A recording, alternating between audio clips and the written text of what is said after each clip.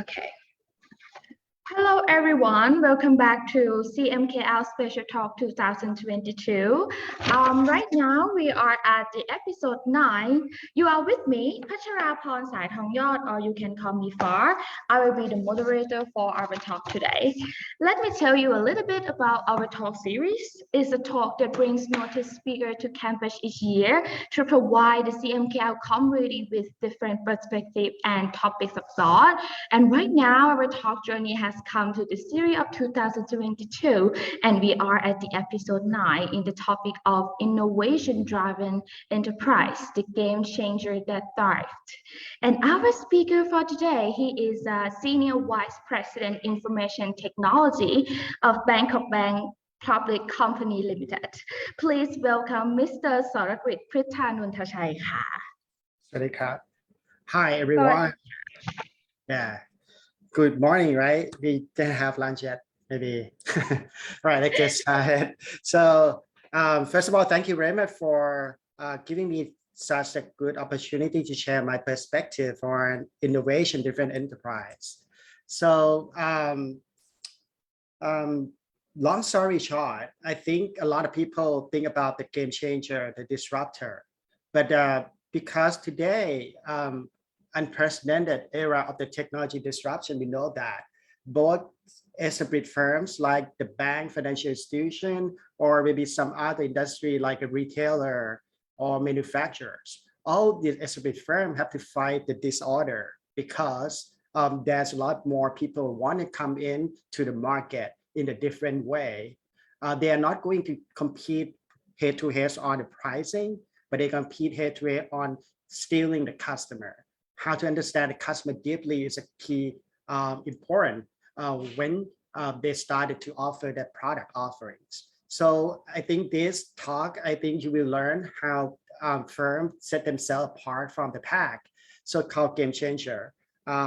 So how they created that kind of the business growth and remain successful. We're going to give you a couple examples based on that, but we're going to back up with some of their couple theories. Before we continue, I just would like to get started with some questions that you can keep in mind. Think about how big of the impact that they make in terms of the game changer, right? And what the key success factor that contributed to their successful business growth. What do? They have in common? And if you want to create a company or you want to help the company that already established, what will you do? This kind of key question that you may ask yourself and go along with me. But let's get started with what innovation means in this context. So innovation is an equation, right? Innovation is an invention, could be a technology, could be value proposition that can commercialize. If you cannot commercialize, you couldn't have the cash flow to spend to scale your business. So your invention will fail. So the innovation requires both the technology and the business part. So if you talk about the small business enterprise, small medium enterprise today, for example, you want to open a restaurant. Maybe you don't really need a lot of technology to run the restaurant. Maybe some of the point of sale, maybe some of the menu, digital menu, which you can capture the photo on iPad. That is not take a lot of your capital, but actually the revenue also not really growing exponentially. If you don't scale the number of restaurants nationwide, you couldn't have like a big growth, right? Because that the small business is limited with some constraint because it's a local market focus. The opportunity for gaining some revenue is very hard. So the time that you're going to create the revenue growth is going to be, the curve will be flat, right? But it's capped as well. But if you think about the innovation-driven enterprise, the revenue point of view, at the beginning, you may lose lots of money, but you have the revenue potential, right? The growth potential, the growth engine that over time, you can generate exponentially.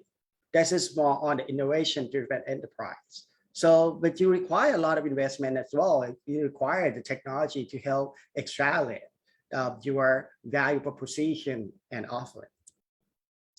So you are not going to focus on the local market per se, but you are going to focus on the global market, right? Because you can't expand and scale horizontally, vertically. You think about Amazon. Everyone knows Amazon. Amazon at the beginning doesn't really have a good revenue, right? But they show their revenue potential. And if you look back in the 90s, in 1997, that when Amazon started the business, right? You see, let me put a laser pointer here. It's very flat, but it's exponential growth over time, right? But the margin is still very small. But believe it or not, because the retail business is very slim margin, but because Amazon get into the Amazon Web Services, it's a cloud business, that another product, right? That is a more bigger profit margin. You see the profit margin is picking up over the last 5 or 6 years. And you see that from the revenue point of view, that Amazon Web Service is growing so quickly. While the operating income is not really small, right? It's getting to a big margin, not just very small like a retail business. So this kind of the signal that Amazon, as part of global enterprises, they have the global focus, and they invest a lot in technology, and they invest a lot to understand that the retail business is not going to be longer without having different kind of product portfolio set to help them grow the revenue potential. So they come to the innovative dilemma. So this term coined by Professor Carnegie Mellon. So innovative dilemma is mean if you started from your first products, you try to stick with the first product and try to protect your market. When the new competitor coming in, you try to protect them from stealing your customer. But at the end, you have to keep innovative, and also you have to keep the pricing down in order to compete, right? But at the end, when it reaches maturity, that's kind of hard, and you cannot find a new product in your portfolio to help grow your revenue potential. So the company that understand this very long time before try to understand that, okay, let's start it with a core product market, and then try to understand, identify the new S-curve that they can ride between the first one and switch or interplay to another one. So basically they have emergent technology that they have a watch and see if they can commercialize it. So maybe the technology is an idea. They started from 20%, but they're going to spend more time on go-to-market, make an impact to scale. So more as a big firm really focus on the current need. But if you focus on the current need, you are going to be in this curve. And at the end of the day, you cannot switch one. But the game changer focus on both. They maintain this and they're looking for another one as well. This is a key point on the innovation-driven enterprise. Let's talk by example. Some of the concept and theory that we're going to use for analysis is going to be 3 things. First, it's going to be disruptive innovation concept coined by Professor Carnegie Mellon from Harvard Business School. And also their business model canvas and value proposition canvas, and also the design thinking. These are all the concept theory that we are going to use for analysis. And if you started with disruptive innovation, what does that mean? Actually, Professor Carnegie Mellon, he very famous in this theory. He think about the process that we can create the products and service, but we have to be powering by the technology as a key enabler. Initially started from the small market foothold. Some incumbent or SMB firm doesn't care about that market because it's too small, not yet showing a profit, right? And then when they started from the low end, they can commercialize with the simple offerings, with the less expensive. So they make it more accessible to bigger market. And then they move up to offer the big on the top of their market, so they can displace their incumbent. At the end of the day, we're going to see a lot of example with this kind of concept have been implemented. But before we go to that, let's see some of the video about the disruptive innovation. Disruptive innovation is the transformation of an expensive, complicated product into something much more affordable and accessible, allowing many more people to use the product or service. For example, TurboTax disrupted the field of accounting. At first, its software was not as good as an accountant, but eventually it improved and became an industry leader for tax preparation. Not all innovations are disruptive, even if they are breakthrough. In fact, disruptive innovations often start as products that aren't good enough to compete with existing technologies in existing markets. Disruptive innovations also tend to target the low end of the market, where customers are viewed as less profitable by leading companies, or they focus on non-consumers whose alternative is nothing at all.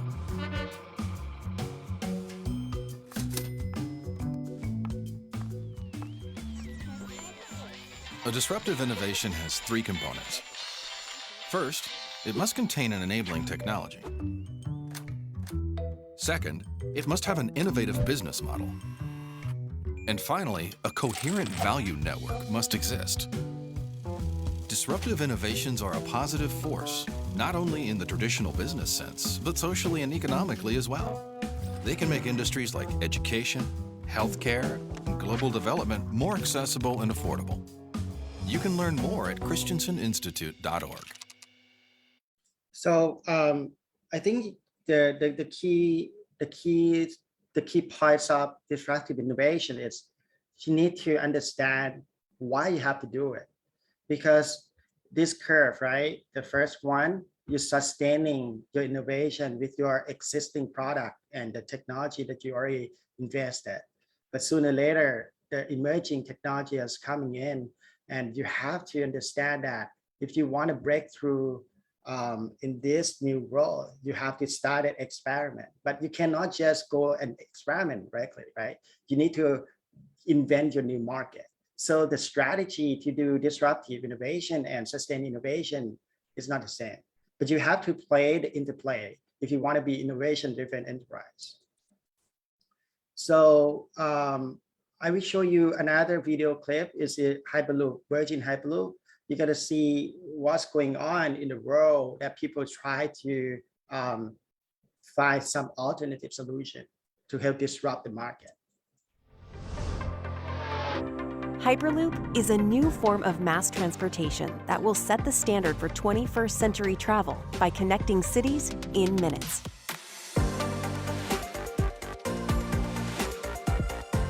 It starts with a near vacuum environment inside a tube, which enables high speeds and low power consumption by nearly eliminating aerodynamic drag. Inside that tube, battery-powered pods glide at speeds up to 670 miles per hour, comfortably, safely, and quietly, using our proprietary magnetic levitation and propulsion.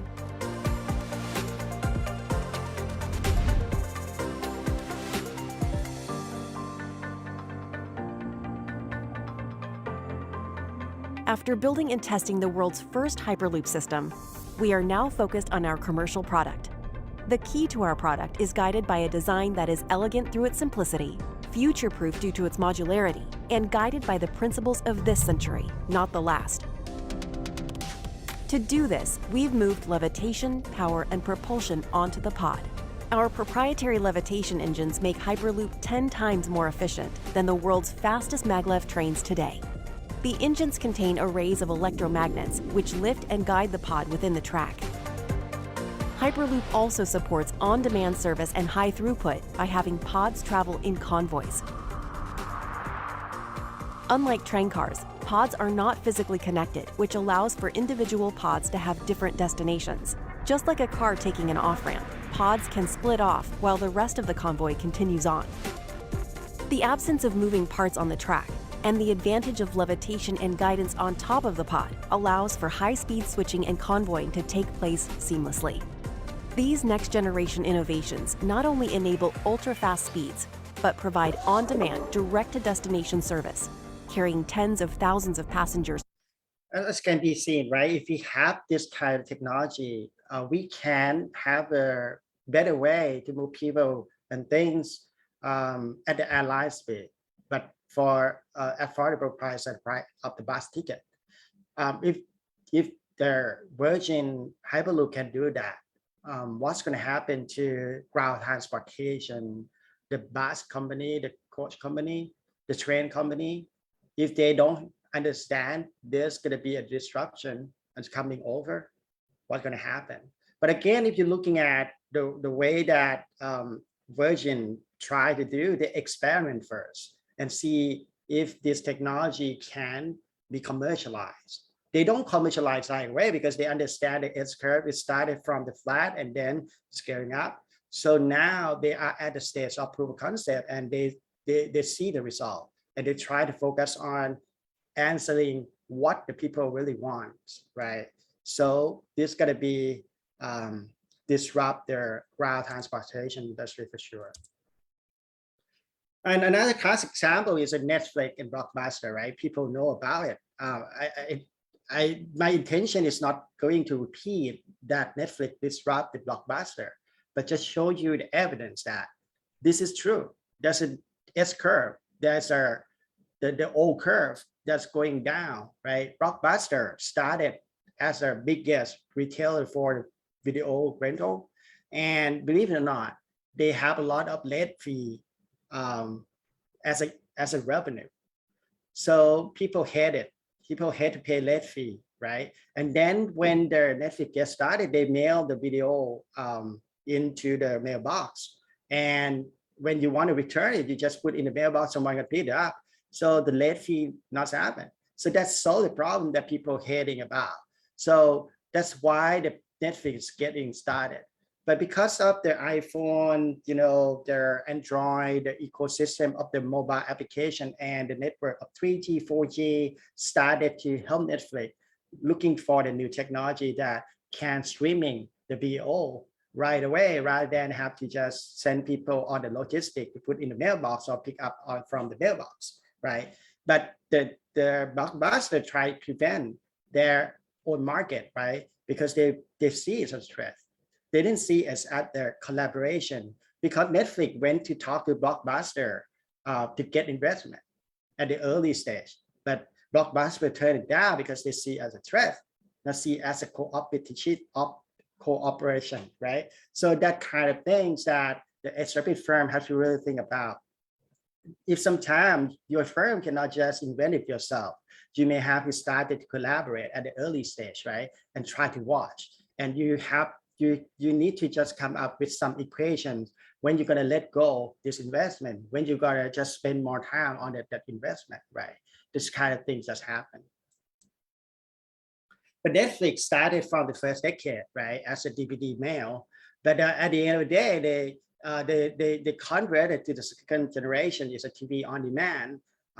But right now, Netflix at their very mature stage that they streaming the entertainment everywhere, and the experience for streaming is so great, right? Because they use a lot of artificial intelligence to first, they want a streaming to the location that people watch the most. They want a provisioning the edge computing nearby the consumer.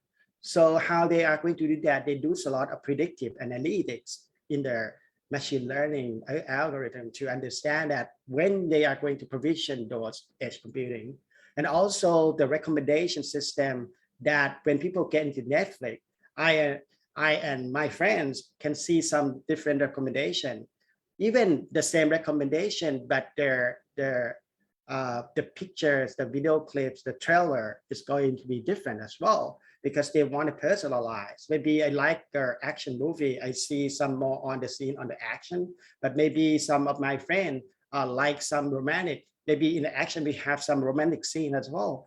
They just pick up the right one and show the trailer that likely their the consumer going to choose to watch. So that's how the streaming entertainment use their technology like AI as a core competitive advantage. That's really, very important. So let me conclude on this first theory and concept. The disruptive innovation need a mindset. First, it have to be the technology driven. The mindset that we have to start thinking about what kind of technology that we can set us apart from the pack. Second, we need to start from simple offering to address the unmet needs. If we go into the mainstream market that people already, all the product already serve the market, you have to cut throat on the price, right? In order to get someone to pay attention on your products. Or maybe you have to differentiate it by marketing, put a lot of money in the marketing campaign so people pay attention to your brand. Again, next, it have to be affordable and accessible, because without affordable, there is no network effect kicking in. And when you don't have the network effect, you cannot scale. So, and they have to start it from blue ocean rather than a red ocean, even though you have a good technology, started from blue ocean. All right, so that's the first concept that I try to do some analysis on the current business that really successful, right? Let's talk about some other concept called business model canvas and value proposition canvas. Business model canvas is very famous in helping senior executive or product manager understand what the value they want to create and how they're going to just offer those value to their customer segmentation that they are focusing on, and how they make a relationship, what the channel that they deliver value, right? And the key resources that they have to provide in order to perform some activity to create this value and deliver those value to the customer, right? And maybe some of the key partnerships they require in order to do that, right? And that is a top part of their business model canvas. But again, it's come down to, are you going to commercialize your product or service? If you cannot commercialize, you can run your business for a couple months, right? Because you're going to run out of money, and then you cannot continue, right? So this value have to be a value that people really want it, right? And then the cost structure that you can maintain more efficient rather than this high cost, right? The revenue and costs have to be proportionate. That is kind of the business model canvas. This is not magic canvas, right? But it just gives you the visual tool to analyze your own business model. And then you can get inspired on what you're going to do in order to just have the differentiated business model. When we talk about business model canvas, there's going to be another key focus is about the customer segmentation, which we can use their concept of the job to be done. So let's say, for example, there is the person who like to go to see the movie in the movie theater. That could be a segmentation, right? But the problem of the movie theater during the COVID is like, you cannot go to the movie theater. You cannot go to cinema to watch movie. So what is alternative? What is a pain during COVID downtime, right? How they're, for example, the movie companies, the theater company, the cinema company, gonna just react to that. If they don't start to analyze what the customer job to get done for the one who want to go to the movie theater, but they cannot go. What is a pain associated to them, or what is a gain? They couldn't come up with a new offering. And so what does that mean? During COVID, they're gonna lose a lot of money. And at the end, they cannot survive after COVID, what I'm saying. So if every business, whether or not it's gonna be the digital business, it's gonna be their established business that's used digital or not. If you started to really think about what the customer really want and what is the pain to the existing solution in the existing context, you can adapt your business model to relieve the pain of the customer and create a gain for them. And that's how we call solution problem fit. This is a part of the characteristic of the innovation-driven enterprise that continuously understand deeply about the customer want. Let's talk a case study for 1 minute. Think about Tesla, right? Tesla started out as a supercar that used electricity. And that is like 15 years ago, I guess. It's too early 2004. But now Tesla make it more accessible to people in the middle class, right? So you can buy the Tesla.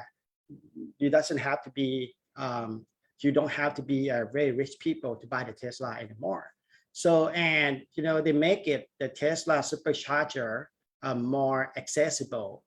They partner with maybe some of their gas station and put their super station nearby, so people can get access to charging so quickly, right? And now the Model 3 has been pre-ordered and has been delivered to the market as a mainstream already. These are my friend's Tesla. I went to the United States last month, and he said, "Oh, I can't afford Tesla." And I ride from Washington, D.C. to Pittsburgh, and I really enjoy the ride because it's a very nice car with affordable price. And if you're looking at the way that the business model canvas, that Tesla started from the segmentation is we call wealthy consumer. But the wealthy consumer, normally they want something superior. So it have to be high performance, but it have to be something different, something unique. At that time, the electric vehicle is not very famous, right? So they started from that. And they hope that with this high performance electric vehicle, they and the free supercharging station, they can serve the wealthy consumer. Believe it or not, this business model doesn't seem to be very, very good, but it's created some of their basic foundation for Tesla to get into the electric vehicle market. And you're looking at the cost structure. They have the marketing and branding. They have to just make sure that people know electric vehicle have the same performance, even better performance compared with the few vehicle, right? Traditional one. And they have a lot of costs on the supercharger production maintenance, right? And of course, the very important one is a battery. They need to create a very good battery. That cost structure is going to be on the R&D, design, development, and manufacturing, which is very high capital. So they need a lot of technology partners. They don't reinvent the wheel by creating every single part of the car by themselves, but they partner with the Daimler Chrysler in order to just supply some of their car part rather than just do it everything. But they focus on the software development, right? And the car design and the manufacturing assembly, right? And the key resource is that they require a supercharger infrastructure. They require the manufacturing that can create a massive battery, because that is a core part of their Tesla engine. So this is not easy, but they kind of kickstarted. But sooner or later, when they started out with the wealthy consumer, they start to just go into the mainstream market. If they believe that wealthy consumer is a blue ocean, and mainstream market give them more accessible to more consumer, and this time they are not going to give them free of charge for charging. They're going to pay for the charging. They're going to pay for the subscription for the software upgrade. They're going to be, but it's more affordable and convenience, right? And they started to build a solar roof to help created the new prosumer market. So they can sell the energy back to their Tesla grid, which could be a source of charging. So that's why when we looking at the business mode canvas, we can visually understand that how this business can win the game as a game changer. The key value proposition, the customer segmentation is very important. If we deeply understand what the customer really need, we can offer the right value that match their top priorities. So another case study they would like to mention is about ZARA, because we talk about innovation. It doesn't have to be the digital, right? It could be anything. The ZARA is a fashion company, the retail store. They have 2,238 physical stores in 96 countries, and it's pretty huge. But what the ZARA really want is that the value proposition to address mainstream market is a mass market. They want someone who can afford less money, but want to get in the fashion style, right? So when they thinking about this value, they want to create the new style of clothes of, maybe the fashion model walking the runway and send that clothes into the real way right away. And they can do that just only 30 days. That's really amazing because of if the logistic or the supply chain is not easy to do it. So think about that. They use a lot of technology doing that. If you're looking at their key resources, they need to do integrated the supply chain and communication system and the customer data. They have to understand that in which countries, what kind of fashion style they're really looking for. They have to do a lot of data analytics in order to predict the supply chain to match the supply and demand. They are not going to stock a lot because they want to reduce the inventory. So they reduce the cost structure. By doing that, they need the just-in-time supply chain. In just-in-time supply chain require to understand based on demand and the supply, right? The entire supply chain value chain. In order to do that, that just-in-time require to understand the model, the runway, what the fashion styles that have to be deployed in which region of the world, and how to manage the supply and materials nearby. People try to think about, oh, if I want to produce a cloth, I got to go to China, I got to go to Cambodia. I got to go to the area that can reduce the cost of producing it.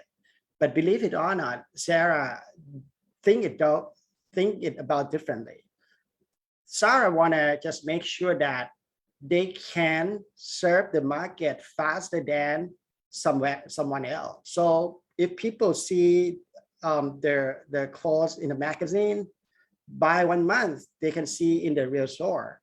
So they going to the manufacturing nearby the location that they want to serve the market. For example, if you live in Europe, right, they have manufacturing in Europe. If you live in Asia, they have manufacturing in Asia. So they're not going to just offshore to just only Asia with the low labor cost is too low. This is a way that people think about the business model. All right, I hope that until now you see the sense of how the innovation-driven enterprise set apart from the pack. That's what it is about design thinking. Design thinking is a crucial part of everything that we have been talking since the beginning. We need to understand the customer deeply. When we understand the customer deeply, things are going to be very different. The offering that you're going to give to the customer can be very different because a lot of people in the world try to offer something that we call me too product. Oh, I want to do that. I want to have like a, electric vehicle, right? I want to go to invest in the electric vehicle. That is the people want to do it. But if they don't do it, understand it, why people want electric vehicle, right? Because it's more affordable when the gas price is coming up. Maybe I'm concerned about the climate change because now the climate is so weird. In Pittsburgh, it's snowing like 2 days ago, for example. That's crazy, isn't it? And that maybe that is my concern. So I don't want to use the fuel, the gas car anymore. I want to do it something different. I don't want to pay for electricity anymore. I want to be a prosumer because I want to produce my own energy and I can save it when I don't use it. And maybe I have opportunity to sell in later in the market. So this kind of their customer behavior have shifted based on the context that can change. So design thinking is a human-centered design approach that can help you doing that, right? But first, you need 3 stages to understand the customer deeply. First stage is inspiration. You need to be better understand people, but observe their life, not just asking their questions. Observe them, seeing them, what's going on, and challenge yourself. What the product offering that you're going to keep offering? In the ideation stage, everything have to just come together. The technology behind it that can put together to make a solution more superior. And we have to test it as a prototyping before going to the real implementation, because in the ideation, you need some more data point and test with your customer. You can do A/B testing, you can get some result, you can do resonance test and put all the things together to connect the dot and send to implement, right? So 3 stages. Let me quote at MIT Sloan. When we talk about design thinking, people think that coming up with an idea is easy. Everyone has idea, but coming up with the right one takes a lot of work. So the design thinking gives you the mindset that you're throwing out what you already know, right? And started from scratch, open up all kind of possibility. But if you don't open up your mind and try different data points, you never learn the new insight. So in order to do that, you need to go and explore by your eyes, go and observe. Maybe you photograph, maybe you take a video and do some analysis based on the field work that you go. Maybe you benchmark with the existing solution or whatever that you extract from the customer, and you share with the team. So this part, you want to get the latent needs. The latent needs is the needs that someone cannot say, I want it, but you happen to observe that they want it, but they didn't say it. That called latent needs. And when you got the latent needs, that a very good insight that you're going to create a product to serve the latent needs. So in order to do that, you need to brainstorm with a couple interdisciplinary people in the engineering department, maybe the technology department, maybe biomedical people, if you live in the biotech world. So you're going to create some prototype, RAB model, and do concept testing. When you do the concept testing, you come back to see, is customer really want it? Is that viable to do it in terms of the business? Is that the technology is good enough to do this kind of solution? If you can get the sweet spot, you can go and detail design and do it in the supply chain and hands off the package to the consumer. If you have this kind of mindset and design thinking principle applying to your product or service offering, likely that you're gonna win the heart of the consumer. This is a very good case study. It's happened in the United States, of course, right? The founder found the company called QPack, but now Amazon acquired already, right, with $1 billion deal. So the QPack basically tried to solve some of the people in the United States that have a lot of problems with medication. When you get older, you get more medication, right? And also maybe some of the solution that you have to innovate yourself in order to pack your medication. But if you think about sorting medication, it's not easy, right? Because sometimes you have also vitamin, you also have the medicine that you have to take, and it's different from maybe in the morning, in the evening. So you have to mix it all together with existing solution. It's kind of the pain. So let's talk about how QPack understand the customer deeply using design thinking and see it if the solution helping them. Did you know 150 million Americans take medication every day? So each person has to stand in line at the pharmacy, sort their pills, and remember to fill their prescriptions over and over and over. That's why we created PillPack. We're a new kind of pharmacy. We sort your medication by date and time and deliver it directly to your door. But I take different kinds of medications at different times of the day. No problem. We organize your meds for you, so now you don't have to waste time sorting your pills. Sure, but can you do vitamins? We can add those too. But I hate paying for shipping. Well, you'll love PillPack. Our service is free. You only pay for your medications. And you take my insurance. Yep. We work with most plans. And you handle all my refills. We work with your doctors to get you your medication every month. What about my inhaler? We're a full-service pharmacy, so we can handle your inhaler and any other pharmacy items. Every day, people across the country are saving time and staying healthy with PillPack. Switch to a simpler pharmacy today. PillPack, an Amazon company. So PillPack started out from MIT.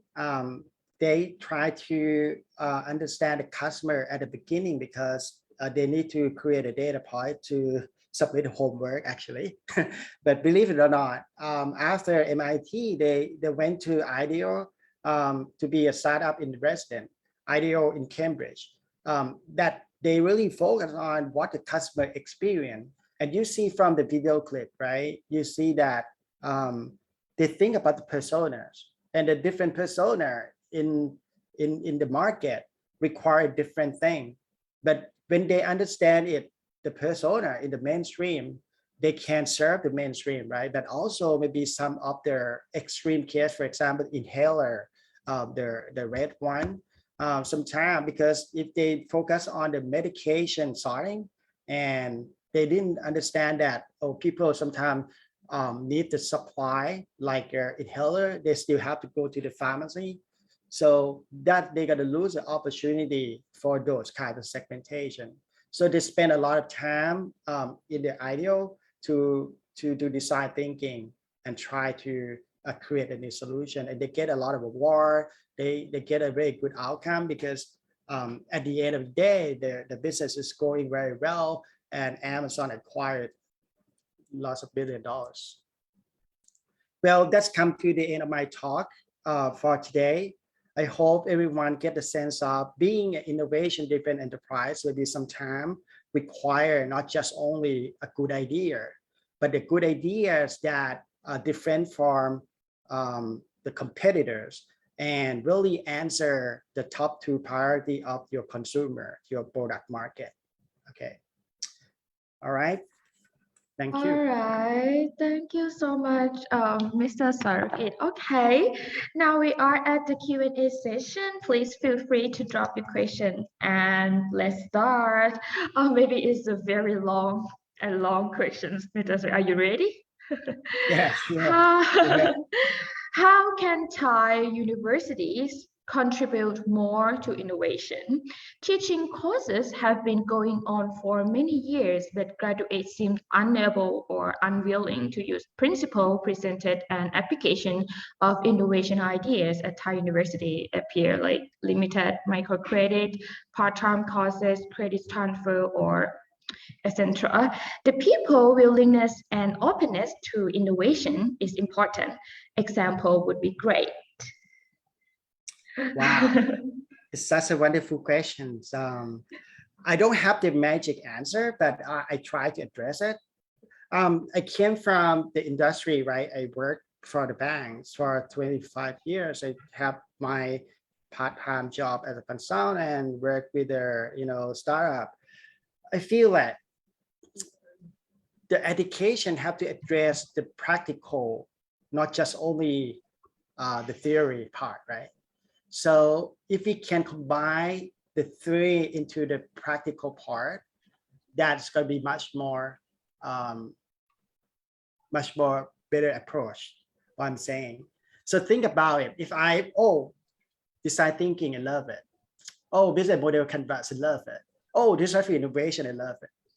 tell me what I'm gonna do. My business is going down. My revenue decline deeply. So what I gonna do? Do I gotta pick like theory and look at it and just do it?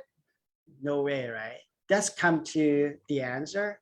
We need to create a framework that people from the different discipline can go together and work as a team, rather than just a one theory that myself gonna believe in it. But we need to create the same culture that people gonna work toward the same framework, the standardization to be innovative. So that's why the innovation-driven enterprise is not just the concept, right? It have to be organization as well.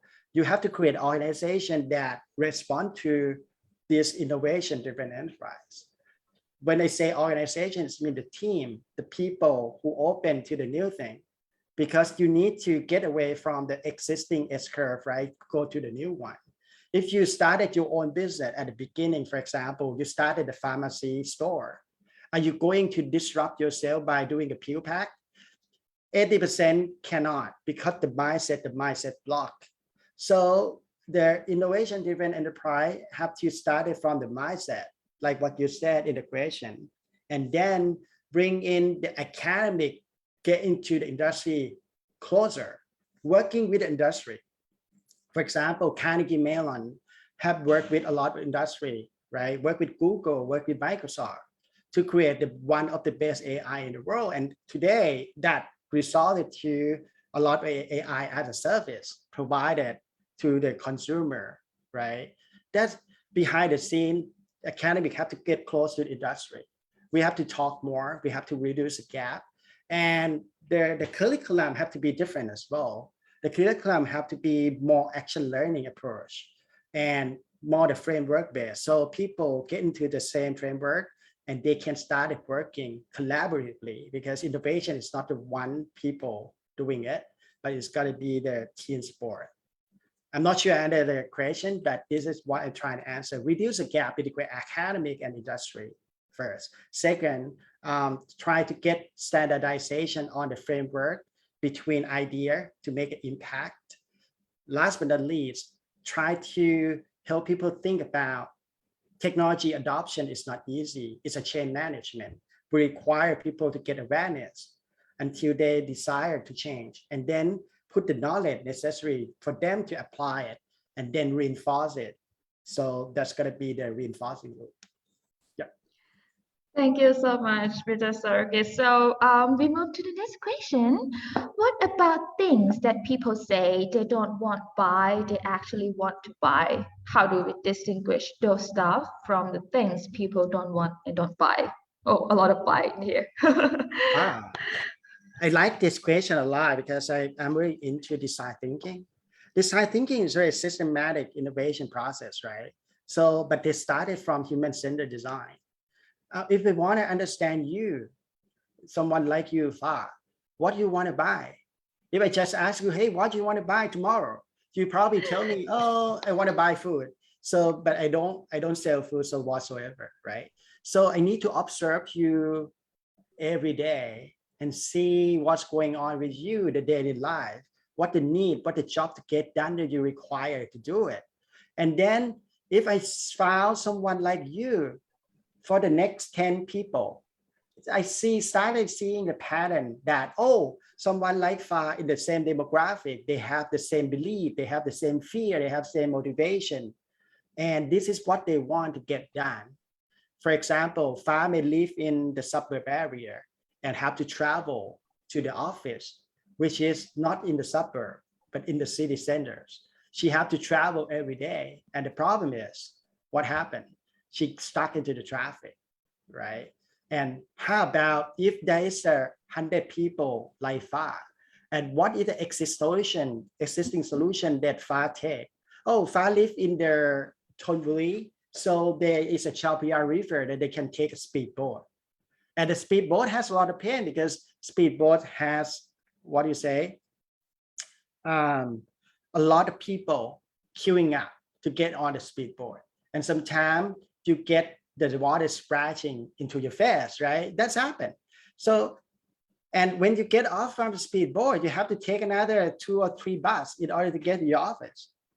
But if you are the company that want to address this too far, maybe we're going to create a hub nearby the community. We're going to create maybe different office that be connected together by technology, but you don't have to come to the city center, to the head office. And you reduce the cost of doing it because the cost to build a building in the city center is so expensive, right? This is the one way to think about if you deeply understand what the existing solution that FAR take and what is the pain point, and try to go to n number of, let's say, 100. You start to see the pattern and you see that what they really need. Do the product that serve the need, not do the products that people already done it because that existing need. I'm not sure I answered the question, but the sense is that try to understand the customer deeply, not just only one customer, but a lot of customers. So you see the pattern of it.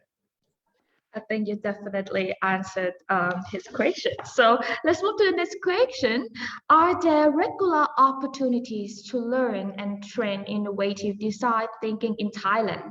Maybe both theory and hands-on experience. We're going to do it at the CMKL for sure. The course that we created, AI engineering, that's going to be design thinking and venture building framework could be borrowed from some other university as well, right? So this is very practical framework that you can do it right away. So what I'm saying is that we are doing this very different way that the academic doing today. We try to reduce the gap between the academic to the industry. That's why the first question from Mario is really great questions. And we try to answer that. And we hope that this initiative that we do it with Dr. Akrit and some other team members can just make it happen and be a game changer in the education, say. So come to CMKL for sure. Thank you so much, Peter Sorakrit. So shall we move to the last session? Can I share my screen? Okay. Okay. Okay. Do you see my screen right now? Okay. Okay, before we go, let me tell you that the AICE WAD, or Intro to AI Engineering program by AICE, CMKL University, is open for registration right now. A good chance for those who are interested in developing an important AI and computer engineering skill, but don't have any prior CS programming experience. Register now by scanning this QR code, and don't forget to register before the deadline on June 10th. And for our info session, ask us anything. Do you have any questions about our program? Get all your answers right here. Our info session is ready to give you our information, whether required documents, how to complete the application, information about the program, or the pathway to their higher education and future career. Book your slot now and see us every Wednesday from 4 p.m. to 5 p.m. And for our next episode, you will meet the president of CMKL University, Dr. Phruthanontachai Kusotman. He is going to be the next speaker, but in what topic? Please stay tuned. Okay, Mr. Sorakrit, thank you so much for your talk today. It's such an honor being your moderator today. And I hope you're gonna be come back and be our speaker again. Thank you. It's my honor to Thank be you here so today. much. Thank you for Thank this you so great. much. All right. สวัสดีครับ Bye bye. สวัสดีค่ะ